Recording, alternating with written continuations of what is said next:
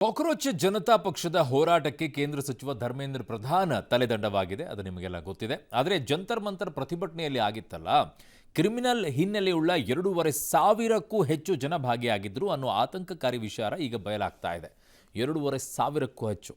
ಹೇಗೆ ಗೊತ್ತಾಯಿತು ಇದನ್ನೋದನ್ನು ಹೇಳ್ತೀವಿ. ಪ್ರತಿಭಟನೆ ವೇಳೆ ಈ ಆಗಂತುಕರು ಪೊಲೀಸರನ್ನೇ ಟಾರ್ಗೆಟ್ ಮಾಡಿ ಹಲ್ಲೆ ಮಾಡಿದರು.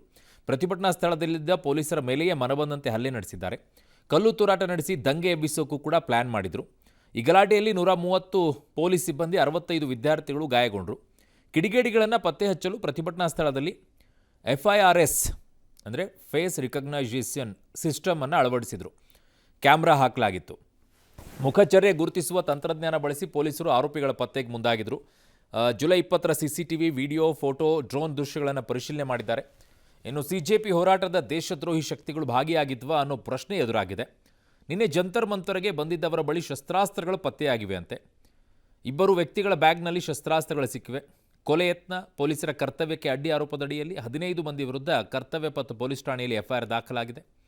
ಮತ್ತೊಂದೆಡೆ ದೆಹಲಿಯಲ್ಲಿ ಇವತ್ತು 18 ಮೆಟ್ರೋ ನಿಲ್ದಾಣಗಳು ಸ್ತಬ್ಧವಾಗಿದ್ದು, ಬಳಿಕ ರಾಜೀವ್ ಚೌಕ್, ಮಂಡಿ ಹೌಸ್, ಸೆಂಟ್ರಲ್ ಸೆಕ್ರೆಟರಿಯೇಟ್ ಮೆಟ್ರೋ ನಿಲ್ದಾಣ ಆಮೇಲೆ ಓಪನ್ ಮಾಡಲಾಯಿತು.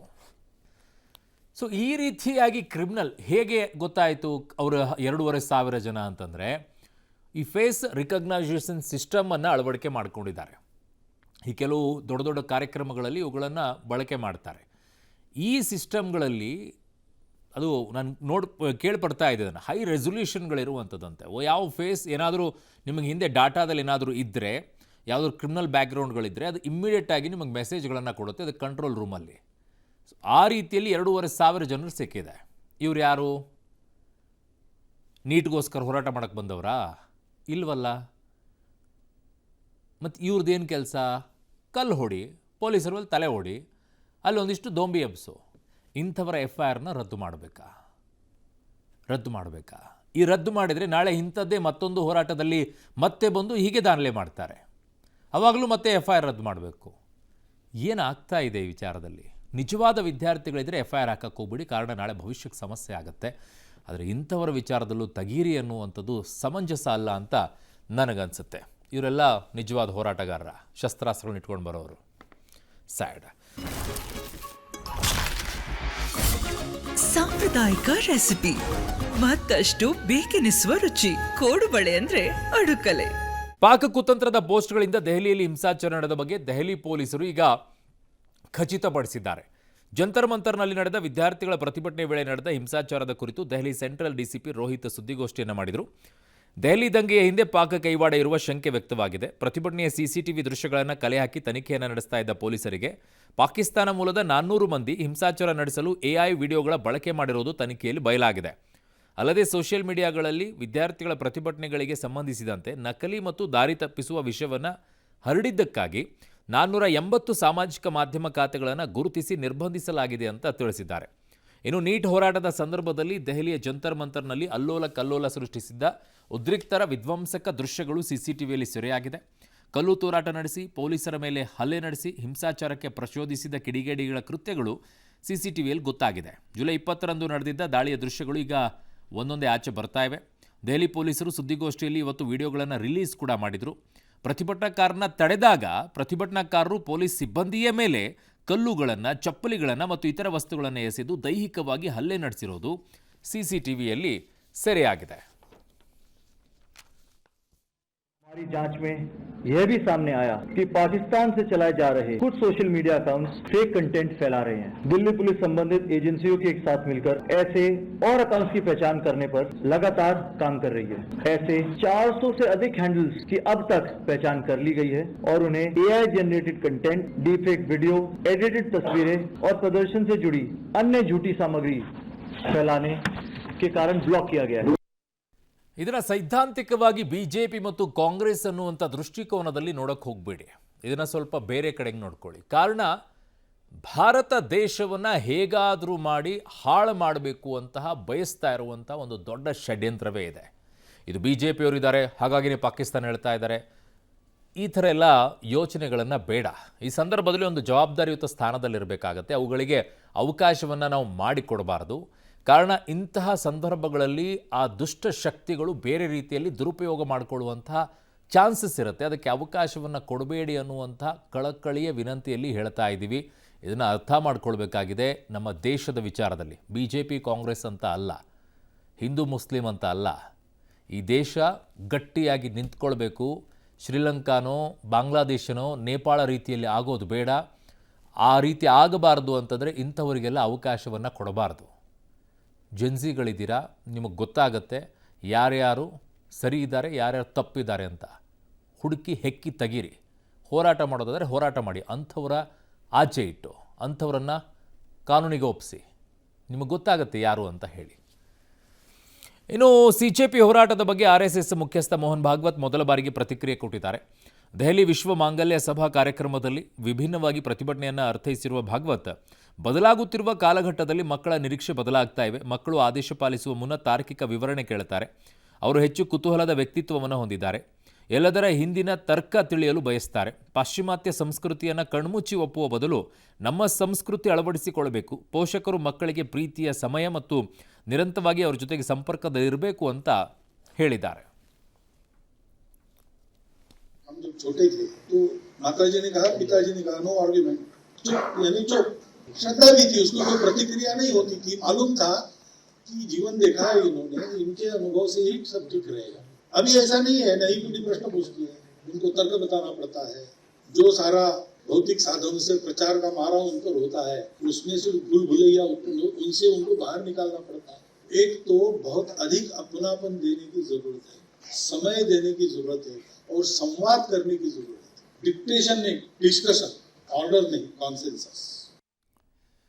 ಸಮಯನೇ ಕೊಡೋಕ್ಕಾಗದಿದ್ದರೆ ಸಂವಾದ ಎಲ್ಲಿಂದ ಮಾಡೋಕ್ಕಾಗತ್ತೆ? ಈಗಿರುವಂಥ ಪ್ರಪಂಚ, ಈಗಿರುವಂಥ ಪರಿಸ್ಥಿತಿಗಳಲ್ಲಿ ಗಂಡ ಹೆಂಡತಿ ದುಡಿದಾಗಲೇ ಜೀವನ ನಡೆಯುವಂಥ ಪರಿಸ್ಥಿತಿಯಲ್ಲಿದೆ. ಗಂಡ ಒಬ್ಬನೇ ದುಡಿತಾ ಇದ್ದಾನೆ ಅಂತಂದಾಗ ಅವನ ಸಂಬಳ ಸಾಕಾಗೋದಿಲ್ಲ. ಅಗೇನ್ ಮತ್ತೆ ಅಲ್ಲಿಗೆ ಬರುತ್ತೆ ಎಜುಕೇಷನ್ ಸಿಸ್ಟಮ್ ಬಗ್ಗೆ. ಕಾರಣ ಫೀಸ್ ಕಟ್ಟಬೇಕು, ಅವನ ಜೀವನ ನಡೆಸ್ಕೊಳ್ಬೇಕು, ಮನೆ ಬಾಡಿಗೆ ಕಟ್ಟಬೇಕು. ಬರೀ ಅಷ್ಟೇ ಜೀವನ ಆದರೆ ಆಗೋದಿಲ್ವಲ್ಲ. ನಾಳೆ ಏನಾದರೂ ಒಂದು ಮಗು ಮಾಡಬೇಕು. ನಾನು ಏನಾದರೂ ಒಂದು ರಿಟೈರ್ಡ್ ಆದಮೇಲೆ ಪೆನ್ಷನ್ ಅಂತೂ ಇರೋದಿಲ್ಲ. ರಿಟೈರ್ಡ್ ಟೈಮಲ್ಲಿ ನಾನು ಏನಾದರೂ ಮಾಡ್ಕೊಳ್ಬೇಕು, ಒಂದು ಮನೆ ಕಟ್ಕೊಳ್ಬೇಕು, ಎಲ್ಲ ಇರ್ತವೆ. ಈ ಟೈಮಲ್ಲಿ ಗಂಡ ಹೆಂಡತಿ ಇಬ್ಬರು ದುಡಿಯೋ ಟೈಮಲ್ಲಿ ಮಗುವಿಗೆ ಟೈಮ್ ಕೊಡೋಕ್ಕೆ ಆಗ್ತಿಲ್ಲ, ಸಮಯವನ್ನು ಕೊಡೋಕ್ಕೆ ಆಗ್ತಿಲ್ಲ. ಈ ಸಮಯ ಕೊಡದೇ ಇದ್ದರೆ ಸಂವಾದ ಎಲ್ಲಿಂದ ಮಾಡೋಕ್ಕಾಗತ್ತೆ? ಅವು TV ನೋಡ್ತಾ ಇವೆ, ಮೊಬೈಲ್ ನೋಡ್ಕೊಳ್ತಾ ಇವೆ, ರೀಲ್ಸ್ಗಳನ್ನು ನೋಡ್ತಾ ಇವೆ. ಆ ರೀಲ್ಸ್ಗಳಲ್ಲಿ ದರಿದ್ರ ರೀಲ್ಸ್ಗಳು ಏನೇನೋ ಹೇಳುತ್ತವೆ. ಟೀಚರ್ಗಳ ಬಗ್ಗೆ ಬೈಯೋದನ್ನು ಹೇಳ್ಕೊಡ್ತವೆ, ಆಮೇಲೆ ಅಪ್ಪ ಅಮ್ಮನಿಗೆ ಬೈಯೋದನ್ನು ಹೇಳ್ಕೊಡ್ತಾವೆ. ಅಂಥವುಗಳಿಗೆ ಸರ್ಕಾರಗಳು ಕಟ್ಟುನಿಟ್ಟಿನ ಬ್ಯಾನ್ ಮಾಡುವಂಥ ಕೆಲಸಗಳನ್ನು ಸರ್ಕಾರ ಮಾಡ್ತಾ ಇಲ್ಲ. ಸಮಾಜ ಯಾವ ದಿಕ್ಕಿನ ಹತ್ರ ಹೋಗ್ತಾ ಇದೆ? ಒಳ್ಳೆಯದನ್ನು ಕಲಿಸುವಂಥ ರೀಲ್ಸ್ಗಳು ಬರೋದಿಲ್ಲ, ಒಳ್ಳೆಯದನ್ನು ಕಲಿಸುವಂಥ ವಿಡಿಯೋಗಳಿರೋದಿಲ್ಲ, ಅಂಥವೇ ಇರ್ತವೆ. ನೀವು ನೋಡಿಬೇಕಿದ್ರೆ ಟೀಚರ್ಸ್ಗಳಿಗೆ ಬೈಯೋದಂತೆ, ಟೀಚರ್ಸ್ಗಳಿಗೆ ಕಿಂಡಲ್ ಮಾಡೋದಂತೆ, ಅಪ್ಪ ಅಮ್ಮಗೆ ಬೈಯೋದಂತೆ, ಕಿಂಡಲ್ಸ್ ಮಾಡೋದಂತೆ, ಅವೇ ಜಾಸ್ತಿ ಹೋಗ್ತಾ ಇರ್ತವೆ. ಅದ್ರ ಬಗ್ಗೆ ಕಡಿವಾಣ ಹಾಕುವ ಕೆಲಸ ಆಗಬೇಕಾಗಿದೆ. ಅಪ್ಪ ಅಮ್ಮ ದುಡಿತಾ ಇದ್ದಾರೆ ಕಾರಣ ಮಕ್ಕಳ ಭವಿಷ್ಯಕ್ಕೋಸ್ಕರ. ಮಕ್ಕಳಿಗೆ ಅದು ಅರ್ಥ ಆಗೋದಿಲ್ಲ, ಅಪ್ಪ ಅಮ್ಮ ನಮಗೋಸ್ಕರ ದುಡಿತಾ ಇದ್ದಾರೆ ಅಂತೇಳಿ. ಅಪ್ಪ ಅಮ್ಮ ಕನಸುಗಳನ್ನೆಲ್ಲ ಬದಿಗೊತ್ತುಬಿಟ್ಟು ಮಕ್ಕಳ ಕನಸಿನ ಬಗ್ಗೆ ಯೋಚನೆ ಮಾಡ್ಕೊಂಡು ಓಡಾಡ್ತಾ ಇರ್ತವೆ. ಆದರೆ ಅದ್ರ ಮಧ್ಯದಲ್ಲಿ ಮಕ್ಕಳಿಗೆ ಸಮಯ ಕೊಡದೇನೆ ಮಕ್ಕಳ ಅಪ್ಪ ಅಮ್ಮನೇ ಬಿಟ್ಟು ಹೋಗ್ಬಿಡ್ತವೆ. ಕನಸಾಗೆ ಉಳ್ಕೊಂಡ್ಬಿಡುತ್ತೆ. ಇವ್ರ ಕನಸು ಸಾಕಾರ ಆಗೋದಿಲ್ಲ, ಅವ್ರು ತಮ್ಮ ಕನಸು ಇಟ್ಕೊಂಡು ಹೋಗ್ಬಿಡ್ತಾರೆ. ಅದು ಯಾವ ಕನಸೋ, ಏನು ಹೋಗ್ತಾರೋ, ಎಲ್ಲಿಗೆ ಹೋಗ್ತಾರೋ. ಇದು ನಿಜವಾದ ಸಮಾಜದಲ್ಲಿ ಆಗ್ತಾ ಇರುವಂಥ ಪರಿಸ್ಥಿತಿ. ಇದ್ರ ಮಧ್ಯದಲ್ಲಿ ಮೋಹನ್ ಭಾಗವತ್ ಅವ್ರು ಹೇಳ್ತೀರಾ ಪ್ರೀತಿ, ಸಮಯ ಕೊಡಿ, ಅವ್ರ ಜೊತೆಗೆ ಸಂವಾದ ಮಾಡಿ ಅಂತ. ಎಲ್ಲ ಆಗುತ್ತೆ ಸರ್, ಎಲ್ಲ ಆಗುತ್ತೆ. ಈಗಿರುವಂತಹ ಬೆಲೆ ಏರಿಕೆ ಮಧ್ಯದಲ್ಲಿ ಬದುಕೋದೇ ಹೇಗಪ್ಪ ಅನ್ನುವಂಥ ಪ್ರಶ್ನೆ ಇದೆ. ಹೇಳೋದೆಲ್ಲ ಸುಲಭ, ಪಾಲನೆ ಮಾಡೋದು ಭಾಳ ಕಷ್ಟ ಆಗಿದೆ. ಮದುವೆ ಆದವ್ರಿಗೆ ಗೊತ್ತು. ನೀಟ್ ಪತ್ರಿಕೆ ಸೋರಿಕೆ ಮತ್ತು ಕೇಂದ್ರ ಶಿಕ್ಷಣ ಸಚಿವರ ರಾಜೀನಾಮೆ ಮತ್ತು ಲಾಠಿ ಚಾರ್ಜ್ ವಿರೋಧಿಸಿ ಕರೆ ನೀಡಿದ್ದ ಬಿಹಾರ ಮುಷ್ಕರ ಹಿಂಸಾತ್ಮಕ ರೂಪ ಪಡೆದಿತ್ತು. ವಿರೋಧ ಪಕ್ಷಗಳು ಮತ್ತು ವಿವಿಧ ಸಾಮಾಜಿಕ ಸಂಘಟನೆಗಳು ಕರೆ ನೀಡಿದ್ದ ರಾಜ್ಯಾದ್ಯಂತ ಬಂದ್ ಸಂದರ್ಭದಲ್ಲಿ ಬಿಹಾರದ ಹಲವೆಡೆ ಪ್ರತಿಭಟನಾಕಾರರು ಮತ್ತು ಪೊಲೀಸರ ನಡುವೆ ಸಂಘರ್ಷ ನಡೆದಿದೆ. ಪಾಟ್ನಾ, ಸಿವಾನ್ ಮತ್ತು ಛಪ್ರಾದಲ್ಲಿ ಕಲ್ಲು ತೂರಾಟದಂತಹ ಘಟನೆಗಳಾಗಿವೆ. ಉದ್ರಿಕ್ತರ ಕಲ್ಲೇಟಿಗೆ ಇಬ್ಬರು ಪೊಲೀಸರಿಗೆ ಗಾಯಗಳಾಗಿವೆ. ಪ್ರತಿಭಟನಾಕಾರರು ಪೊಲೀಸ್ ವಾಹನಗಳನ್ನು ಧ್ವಂಸಗೊಳಿಸಿ ಉರುಳಿಸಿದ್ದಾರೆ ಅಂತ ಆರೋಪಿಸಲಾಗಿದೆ. ಗಲಭೆ ಪೀಡಿತ ಪ್ರದೇಶಗಳಲ್ಲಿ ಹೆಚ್ಚುವರಿ ಭದ್ರತಾ ಸಿಬ್ಬಂದಿಯನ್ನು ನಿಯೋಜಿಸಲಾಗಿದೆ. ಸಿವಾನ್ನಲ್ಲಿ ಇದೇ ರೀತಿಯ ಅಶಾಂತಿ ಘಟನೆಯಾಗಿದ್ದು ವಿದ್ಯಾರ್ಥಿಗಳು ಪೊಲೀಸರೊಂದಿಗೆ ಘರ್ಷಣೆ ನಡೆಸಿದ್ದಾರೆ. ಛಪ್ರಾ ಜಿಲ್ಲೆಯಲ್ಲಿ ಪ್ರತಿಭಟನೆಗಳು ಹಿಂಸಾತ್ಮಕ ರೂಪ ಪಡೆದ ನಂತರ ಉದ್ವಿಗ್ನತೆ ಹೆಚ್ಚಾಯಿತು. ಪೊಲೀಸ್ ಸಿಬ್ಬಂದಿಯ ಮೇಲೆ ಕಲ್ಲು ತೂರಾಟ ನಡೆದಾಗ ಪೊಲೀಸರು ಅಶ್ರುವಾಯು ಪ್ರಯೋಗಿಸಿ ಲಾಠಿ ಚಾರ್ಜ್ ಮಾಡಿದರು. ಹಿಂಸಾಚಾರದಲ್ಲಿ ಭಾಗಿಯಾಗಿದ್ದ ಈಗ ಭಾಗಿಯಾಗಿದ್ದಾರೆ ಅಂತ ಹೇಳ್ತಾ ಇದ್ದಂಥವರನ್ನು ಪೊಲೀಸರು ಗುರುತಿಸಿ ವಶಕ್ಕೆ ಪಡ್ಕೊಂಡಿದ್ದಾರೆ ಅಂತ ಪಾಟ್ನಾನಗರ DSP ರಾಜ್ ಕಿಶೋರ್ ಹೇಳಿದ್ದಾರೆ. ವಿದ್ಯಾರ್ಥಿಗಳಿಗೆ ಬೆಂಬಲವಾಗಿ ಬೀದಿಗಿಳಿದಿದ್ದ ಜನಶಕ್ತಿ ಜನತಾದಳದ ಸಂಸ್ಥಾಪಕ ತೇಜ್ ಪ್ರತಾಪ್ ಯಾದವ್ ಅವರನ್ನು ಕೂಡ ಪೊಲೀಸರು ವಶಕ್ಕೆ ಪಡ್ಕೊಂಡಿದ್ದಾರೆ. आजा आजा आजा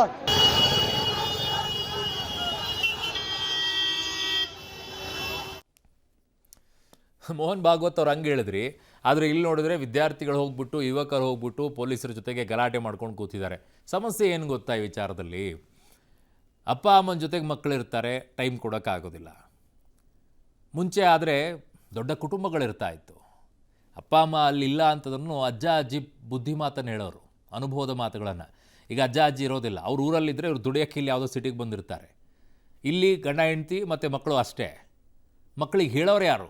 ಅನುಭವದ ಮಾತುಗಳನ್ನು. ಪಾಠಗಳಿಂದ ಬರೋದಿಲ್ಲ, ಅನುಭವದ ಮಾತುಗಳನ್ನು ಕೇಳಿಸ್ಕೊಳ್ಳೋ ಮೂಲಕವಾಗಿ ಸರಿದಾರಿಗೆ ಕರ್ಕೊಂಡು ಹೋಗ್ತಾ ಇದ್ದಿದ್ದು ಅಜ್ಜ ಅಜ್ಜಿ.